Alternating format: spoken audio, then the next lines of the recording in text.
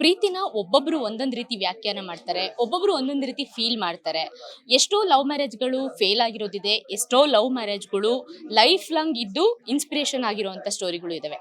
ಈಗ ಸದ್ಯಕ್ಕೆ ಇದೇ ಶುಕ್ರವಾರ ಲವ್ ಯು ಮುದ್ದು ಅನ್ನೋ ಸಿನಿಮಾ ಸಿದ್ದು ಮೂಲಿಮನೆ ಹೀರೋ ಆಗಿ ನಟಿಸ್ತಾ ಇರುವಂತಹ ಸಿನಿಮಾ ರಿಲೀಸ್ ಆಗ್ತಾ ಇದೆ. ಅದರಲ್ಲಿ ಒಂದು ಬ್ಯೂಟಿಫುಲ್ ಲವ್ ಸ್ಟೋರಿ ಇದೆ. ಅದು ನಾರ್ಮಲ್ ಸ್ಕ್ರಿಪ್ಟ್ ಬರೆದಂತ ಲವ್ ಸ್ಟೋರಿ ಅಲ್ಲ, ಇವತ್ತು ರಿಯಲ್ ಸ್ಟೋರಿನ ತಗೊಂಡು ಆ ಸಿನಿಮಾನ ಮಾಡಿರೋವಂಥದ್ದು. ಸೊ ಅದ್ರ ಬಗ್ಗೆ ಮಾತಾಡಿಸ್ತಾ ಹೋಗೋಣ. ಸಿದ್ದು ನಮ್ಮ ಜೊತೆ ಇದ್ದಾರೆ. ಸಿದ್ದು, ಒಂದು ಎಮೋಷನಲ್ ಸಿನಿಮಾ. ಸೊ ಇವತ್ತು ರಿಯಲ್ ಪೇರ್ಗಳ ಜೊತೆ ನೀವು ಕುಂತಿದ್ರಿ, ತಟ್ಟಂತ ಮನ್ಸಿಗೆ ಇವತ್ತು ಯಾವ ತರ ಫೀಲ್ ಆಗ್ತಿದೆ? ತುಂಬಾನೇ ಒಂಥರ ಸ್ಪೆಷಲ್ ಭಾವನೆ ಇದೆ ಒಳಗಡೆ. ಯಾಕಂದ್ರೆ ನಾವು ಕೆಲವು ಸತಿ ಬಯೋಪಿಕ್ಸ್ ನೋಡ್ತೀವಿ, ಬಯೋಪಿಕ್ಸ್ ನೋಡಿ ನಾವು ಇನ್ಸ್ಪೈರ್ ಆಗ್ತೀವಿ, ಈ ತರ ಆಗ್ಬೇಕು ಅಥವಾ ಆ ಥರ. ಇವಾಗ ಎಕ್ಸಾಂಪಲ್ ಅದನ್ನ ಆಕ್ಟ್ ಮಾಡಿದವ್ರು ನೋಡಿ ನಾವು ಆ ಥರದ ಪಾತ್ರ ಮಾಡಬೇಕು ಅಂತ ಅನ್ಕೊಂಡಿರ್ತೀವಿ. ನಾನು ಯಾವಾಗಲೂ ಅನ್ಕೊಂತಿದ್ದೆ ಬಯೋಪಿಕ್ ಮಾಡಬೇಕು ಅಂತ. I should thank Kumar sir, ಯಾಕಂದ್ರೆ ಈ ಥರದ ಒಂದು ಕಥೆನ ತಗೊಂಡು ಪಾತ್ರಧಾರಿಗಳ ಒಂದು ಅವ್ರ ಹತ್ರನೂ ಒಂದು ಅಕ್ಸೆಪ್ಟೆನ್ಸ್ ತಗೊಂಡು ಸಿನಿಮಾ ಮಾಡಿದ್ವಿ.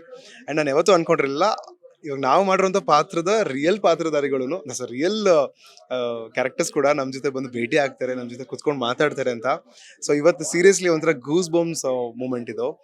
ಸೀರಿಯಸ್ಲಿ ಅವ್ರು ಮಾತಾಡ್ಬೇಕಾರಲ್ಲ, ಅವ್ರು ಎಷ್ಟು ಡೌನ್ ಟು ಅರ್ತ್ ಇದ್ದಾರೆ, ಎಷ್ಟು ಕಂಪೋಸ್ಡ್ ಇದ್ದಾರೆ, ಆ್ಯಂಡ್ ಲೈಫ್ನ ಎಷ್ಟು ಚೆನ್ನಾಗಿ ಅರ್ಥ ಮಾಡ್ಕೊಂಡಿದ್ದಾರೆ.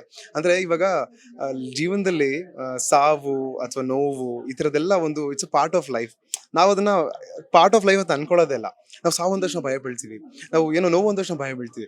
ಆದ್ರೆ ಆ ಕಪಲ್ಸ್ ಅವರಿಬ್ರು ಸಾವು ನೋವು ಏನೇ ಇರ್ಬೋದು ಅದನ್ನ ಅವರು ಪಾರ್ಟ್ ಆಫ್ ಲೈಫ್ ನ ತಗೊಂಡು ಆ ಪಾಸಿಟಿವಿಟಿ ಇಟ್ಕೊಂಡು ಬದುಕಿದಾರಲ್ಲ, ಅದನ್ನ ಇನ್ಸ್ಪಿರೇಷನ್ ತಗೊಂಡು ನಾವು ಸಿನಿಮಾ ಮಾಡಿ ಒಂದು ಒಳ್ಳೆ ರೆಸ್ಪಾನ್ಸ್ ಬಂದಿದೆ, ಟ್ರೈಲರ್ಗಾಗ್ಲಿ ಸಾಂಗ್ಸ್ಗಾಗ್ಲಿ.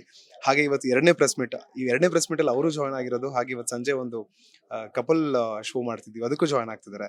ಇದೊಂದು ರಿಯಲಿ ಐ ಥಿಂಕ್ ನಾನು ಮರೆಯಕ್ಕಾಗದಿರುವಂತ ಒಂದು ಸ್ಪೆಷಲ್ ಈವೆಂಟ್ ಅಂತಾನೆ ಹೇಳ್ಬೋದು. ಲವ್ ಯು ಮುದ್ದು ಅನ್ನೋ ಒಂದು ಟೈಟಲ್ ಕೇಳಿದಾಗ ನಮಗೆ ಇದೊಂದು ಏನೋ ಬ್ಯೂಟಿಫುಲ್ ಲವ್ ಸ್ಟೋರಿ, ಒಂದಷ್ಟು ಸಾಂಗ್ಸ್ ಇದೆ, ನಾವು ಆ ಲವ್ನ ಎಂಜಾಯ್ ಮಾಡ್ಬೋದು ಅಂತ ಅಷ್ಟೇ ಅಂದ್ಕೊಂಡ್ವಿ. ಬಟ್ ಇವಾಗ ಇವ್ರದ್ದೊಂದು ವಿಡಿಯೋ ವೈರಲ್ ಆಗಿದೆ ಲವ್ ಯು ಮುದ್ದು ಸಿನಿಮಾ ವಿಚಾರಕ್ಕೆ.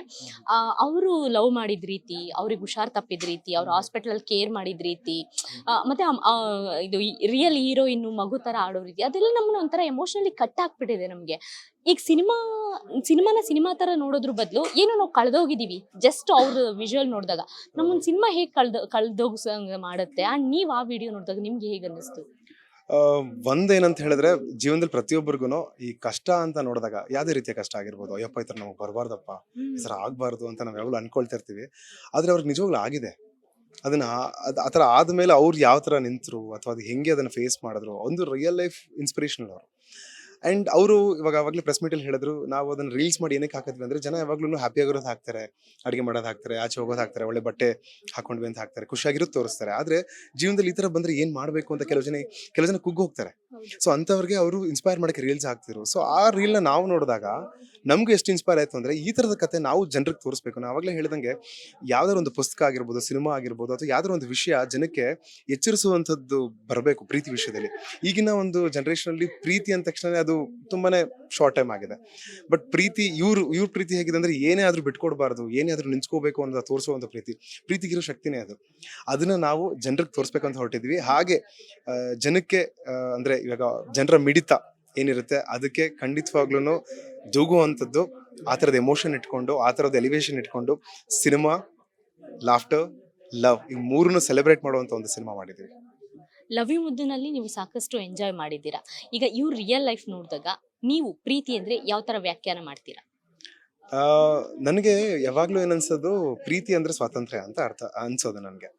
ಆದರೆ ಈಗೇನು ಅನಿಸ್ತಾ ಇದ್ರೆ, ಪ್ರೀತಿ ಅಂದರೆ ನೀವು ಪ್ರೀತಿ ಮಾಡಿದ್ಮೇಲೆ, ಅಂದರೆ ಒಬ್ಬರನ್ನ ಇಷ್ಟಪಡ್ಬೇಕಾರೆ ಅದಕ್ಕೆ ನೀವು ಅಂದರೆ ಅದಕ್ಕೆ ಮೀನಿಂಗೇ ಕೊಡೋಕ್ಕಾಗಲ್ಲ. ಅದೊಂದು ಅಂದರೆ ಎಕ್ಸ್ಪ್ಲೇನ್ ಮಾಡೋಕ್ಕಾಗದಿರೋಂಥ ಒಂದು ಎಕ್ಸ್ಪೀರಿಯನ್ಸ್ ಅದು. ಆ ಒಂದು ಎಕ್ಸ್ಪೀರಿಯನ್ಸ್ನ ನಾವು ಯಾವಾಗಲೂ ಕಳ್ಕೊಬಾರ್ದು, ಯಾವಾಗಲೂ ಹಾಗೆ ಉಳಿಸ್ಕೋಬೇಕು. ಆ ಉಳಿಸ್ಕೊಳ್ಳೋಂಥದ್ದೆಲ್ಲ ಎಷ್ಟೊಂದು ಜನ ನಾವು ಆ್ಯಕ್ಚುಲಿ ಇದ್ರ ಸರ್ವೆ ಮಾಡ್ಬೇಕಾರೆ ಅಥವಾ ಇದ್ರದ್ದು ಕೆಲವು ಇಂಟರ್ವ್ಯೂಸ್ ಮಾಡ್ಬೇಕಾದ್ರೆ ಕೇಳ್ತಾ ಇದ್ವಿ, ಪ್ರೀತಿ ಅಂದರೆ ಏನು, ಪ್ರೀತಿ ಅಂದರೆ ಅರ್ಥ ಮಾಡ್ಕೊಳ್ಳೋದು, ಪ್ರೀತಿ ಅಂದರೆ ಅರ್ಥ ಮಾಡ್ಕೊಳ್ಳೋದು. ಎಲ್ಲರೂ ಇದನ್ನೇ ಹೇಳ್ತಾ ಇದ್ರು. ಇದಕ್ಕೊಂದು ಒಳ್ಳೆ ಒಂದು ವಿಷಯ ಬಂತು ನನ್ನ ಮೈಂಡಲ್ಲಿ. ಏನಂತಂದರೆ, ಪ್ರೀತಿ ಅಂದರೆ ಇವಾಗ ಅರ್ಥ ಮಾಡ್ಕೊಳ್ಳೋದು ಹೌದು, ಆದರೆ understanding the differences is understanding. ಇವಾಗ ನಮ್ಮಲ್ಲಿ ಒಂದು ವ್ಯತ್ಯಾಸ ಇರುತ್ತೆ, ಹೆಣ್ಣು ಗಂಡು ಅನ್ನೋ ವ್ಯತ್ಯಾಸ. ನನಗೆ ಕಾಫಿ, ನಿಮಗೆ ಟೀ ಅಂದರೆ ಇಷ್ಟ, ನನಗೆ ಆಚೆ ಹೋಗೋದು ಇಷ್ಟ, ನನಗೆ ಒಳಗಡೆ ಕೂತ್ಕೊಳ್ಳೋದು ಇಷ್ಟ, ಕೆಲವು ಜನಕ್ಕೆ ಸಮುದ್ರ ಅಂದ್ರೆ ಇಷ್ಟ, ಕೆಲವು ಜನಕ್ಕೆ ಬೆಟ್ಟ ಅಂದರೆ ಇಷ್ಟ. ಈ ಡಿಫ್ರೆನ್ಸಸ್ನ ಅರ್ಥ ಮಾಡಿಕೊಂಡು, ಆ ಡಿಫ್ರೆನ್ಸಸ್ ಅಷ್ಟೇ ಅಲ್ಲ, ಆ ಡಿಫ್ರೆನ್ಸಸ್ ಬಿಟ್ಟು ಜೊತೆಗೆ ಕಷ್ಟ ಆಗಿರ್ಬೋದು, ಇಷ್ಟ ಆಗಿರ್ಬೋದು, ನಷ್ಟ ಆಗಿರ್ಬೋದು, ಜೀವನದಲ್ಲಿ ಎಂಥ ಪರಿಸ್ಥಿತಿಗಳಾಗಿರ್ಬೋದು, ಇವೆಲ್ಲವನ್ನೂ ಅರ್ಥ ಮಾಡ್ಕೊಳ್ಳೋದೇ ಪ್ರೀತಿ. ಪ್ರೀತಿನ ಅರ್ಥ ಮಾಡ್ಕೊಂಡು ಉಳಿಸ್ಕೊಳ್ಳೋದೇ ಪ್ರೀತಿ ಅಂತ ನನ್ನ ಒಂದು ಪ್ರೀತಿ.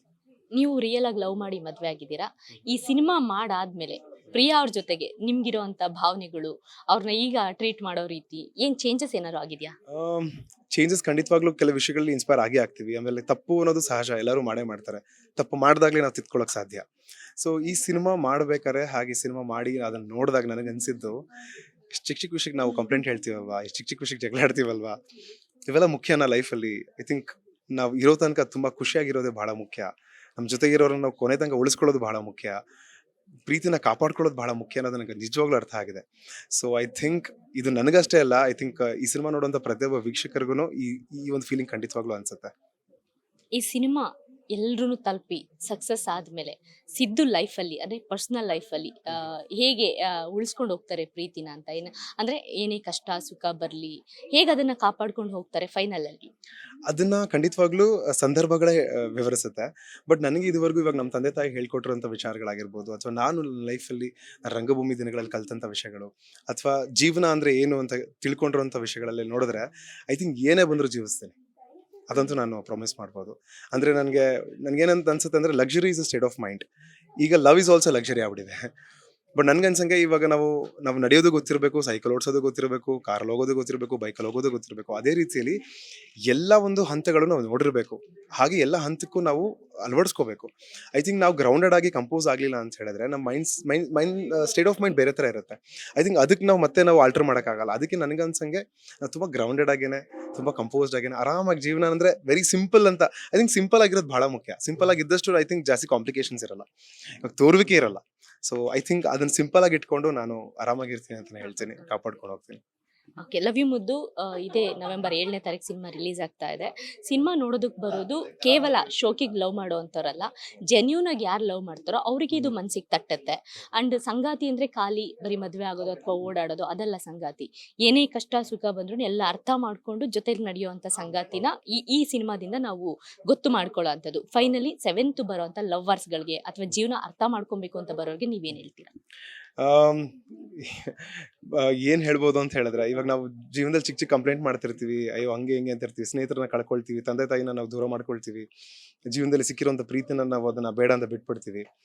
ಆದ್ರೆ ನಿಮಗೆ ನಿಜವಾಗ್ಲೂ ಸಿಕ್ಕಂಥ ಸ್ನೇಹಿತ ಆಗಿರ್ಬೋದು, ಪ್ರೀತಿ ಆಗಿರ್ಬೋದು, ತಂದೆ ತಾಯಿನ ಆಗಿರ್ಬೋದು, ಖಂಡಿತವಾಗ್ಲೂ ಕಳ್ಕೊಳಕ್ ಹೋಗ್ಬೇಡಿ. ಯಾಕಂದ್ರೆ ನೀವು ಬೇಕಾದ್ರೆ ಇದನ್ನ ಹೇಳ್ತೀನಿ ನೋಡಿ, ನೀವು ಟಕ್ಕಂತ ಫೋನ್ ಮಾಡಿ, ನಿಮ್ಗೆ ಸಿಗೋದು 5 ಜನ, ನಿಮ್ ಕಾಂಟ್ಯಾಕ್ಟ್ 5,000 ಜನ ಇರಲಿ, ನಿಮ್ಗೆ ಇಮಿಡಿಯೇಟ್ ಆಗಿ ಸಿಗೋವಂಥವ್ರು ಬರೀ 5 ಜನ. ಅವ್ರು ಯಾರಾಗಿರ್ತಾರೆ ಅಂದ್ರೆ ನಿಮ್ಮ ತಂದೆ ತಾಯಿ, ನಿಮ್ಮ ಸಂಗಾತಿ ಅಥವಾ ನಿಮ್ಮ ಹೆಂಡತಿ. ಅದು ಬಿಟ್ಟರೆ ಒಂದು ಪ್ರಾಣ ಸ್ನೇಹಿತರು ಒಂದು ಇಬ್ರು ಇರ್ತಾರೆ, ಟಕ್ಕಂತ ಫೋನ್ ಮಾಡಿದ್ರೆ ಬರೋರು ಇರ್ತಾರೆ. ಸೊ ನಿಮಗೆ ಅಂತ ನಿಂತ್ಕೊಳ್ಳೋಂಥ ಜೀವಗಳನ್ನ ಯಾವತ್ತೂ ಕಳ್ಕೊಬೇಡಿ. ಯಾಕಂದ್ರೆ ಅದು ನಿಮಗೆ ಸಿಗೋದೇ ಒಂದ್ಸತಿ ಲೈಫಲ್ಲಿ. ಸೊ ಯಾವತ್ತೂ ಕಳ್ಕೊಬೇಡಿ. ಸೊ ಈ ಸಿನಿಮಾ ನೋಡಿದ್ಮೇಲೆ ಅದು ನಿಮಗೆ ಒಂದು ರೀತಿಯಲ್ಲಿ ಎಚ್ಚರಿಸುತ್ತೆ. ಎಚ್ಚರಿಕೆ ಆದಮೇಲೆ ನಿಮಗೊಂದು ಬರುತ್ತೆ ಭಾವನೆ, ಅದು ಸ್ಟ್ರಾಂಗ್ ಆಗಿ ಬರುತ್ತೆ. ಸೊ ಅದಕ್ಕೋಸ್ಕರ ಆದ್ರೂ ಬಂದು ನಮ್ಮ ಸಿನಿಮಾ ನೋಡಿ. ಇದೇ ನವೆಂಬರ್ 7ಕ್ಕೆ ಲವ್ ಯು ಮುದ್ದು ಕರ್ನಾಟಕ ರಾಜ್ಯದಂತ ಬರ್ತಾ ಇದೆ. ನೀವೆಲ್ಲರೂ ನೋಡಿ ಹರಸಿ ಹಾರೈಸಿ ಅಂತ ಕೇಳಕ್ಕೆ ಇಷ್ಟಪಡ್ತೀನಿ. Thank you so much. ಪ್ರೀತಿ ಅಂದ್ರೆ ಬರೀ ಸಾಂಗ್ಸ್ ಅಲ್ಲ, ಡ್ಯೂಯೆಟ್ ಅಲ್ಲ, ಎಲ್ಲಂದ್ರಲ್ಲಿ ಓಡಾಡೋದಲ್ಲ ಅಥವಾ ಎಂಜಾಯ್ ಮಾಡೋದಲ್ಲ. ಪ್ರೀತಿ ಒಳಗಡೆ ಒಂದು ಗಟ್ಟಿ ಭಾವನೆ ಇರುತ್ತೆ. ಆ ಭಾವನೆ ಹುಟ್ಟಿದ್ರೆ ಇನ್ಯಾವತ್ತಿಗೂ ಆ ಪ್ರೀತಿನ ಬಿಟ್ಟು ಹೋಗಲ್ಲ. ಇಂಥ ಒಂದು ಗಟ್ಟಿ ಕಥೆಯನ್ನ ಇಟ್ಕೊಂಡು ಒಂದು ಜೀವನಾಧಾರಿತ ಕಥೆಯನ್ನ ಹೊತ್ತು ಲವ್ ಯು ಮುದ್ದು ಸಿನಿಮಾ ಬರ್ತಾ ಇದೆ. ನವೆಂಬರ್ 7ನೇ ತಾರೀಕು ರಾಜ್ಯಾದ್ಯಂತ ರಿಲೀಸ್ ಆಗ್ತಾ ಇದೆ. ಕ್ಯಾಮ್ರಾ ಪರ್ಸನ್ ಕೆಂಪೇಗೌಡ ಜೊತೆ ಸರೋಜಾ, ಈ ಸಂಜೆ ನ್ಯೂಸ್, ಬೆಂಗಳೂರು.